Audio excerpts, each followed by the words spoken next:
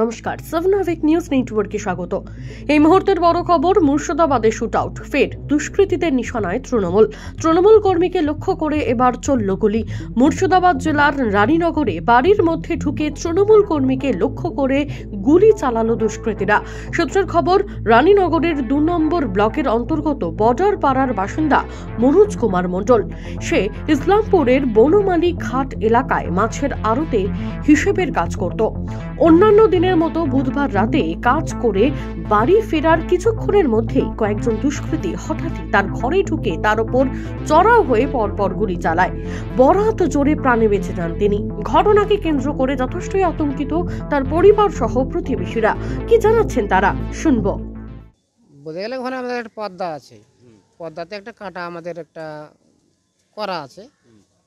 তো ওই কাঁটাতে আপনারও লিখতি করে সব, মানে মাছ কি কতটা নিয়ে গেল এটা লিখতি হয়। ও মানে হিসাবপত্র সারে ও। কাঁটা মানে মাছ ওজনের কাঁটা, মাছ ওজনের কাঁটা। হ্যাঁ, ওখানে ও মানে হিসাব করে ও, খাতাপত্র ও সারে ও। তো রাত্রি 8টার দিকে বাড়ি এসেছে ও, এসে শুয়ে গেছে ও। রাত্রি 12টা সাড়ে 12টার দিকে ঘরের ভিতরে ঢুকে ওকে ডাক দেয় মনোজ বলে। তো ওর স্ত্রী উঠে, মনোজ কুমার মণ্ডল। যার স্ত্রী উঠে, স্ত্রীকে ও আপনার পা দিয়ে লাথি মেরেছে, লাথি মেরে ঘরে ঢুকেছে, ঢুকে ডাইরেক্ট মেরেছে। কারণ এটা আমি কিছু বুঝতে পারছি না আমরা। হ্যাঁ, তো নামগুলো বলবো। হ্যাঁ, তো ওরা কি বিজেপি করে, বিজেপি পার্টি করে। আর যে মার খেয়েছে আপনার, সে ও টিএমসি করে। তো এতে কি পার্টি নিয়ে কোনো ঝামেলা নাকি? না, পার্টি লিডার কিছু বুঝতে পারছে না ব্যাপারটা। পার্টি লিয়ে কি এখন কি এটা কিছু বুঝতে পারা যাচ্ছে। আমরা 2 জন আর রাজনগর থানার 2 জন, 4 জন। ঘটনাটা রাজনগরের কোথায় হয়েছে?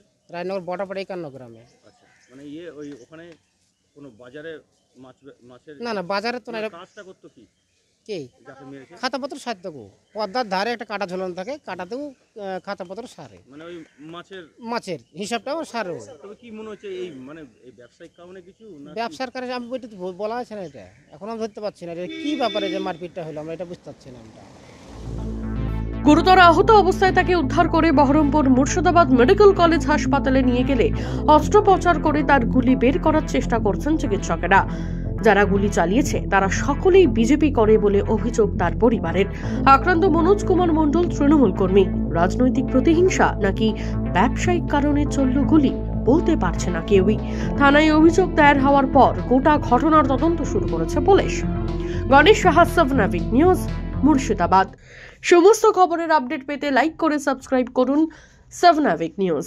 সেই সঙ্গে বেল বাটন প্রেস করতে ভুলবেন না। আপনাদের একটা সাবস্ক্রিপশন আমাদের জন্য অত্যন্ত মূল্যবান। জয় হিন্দ।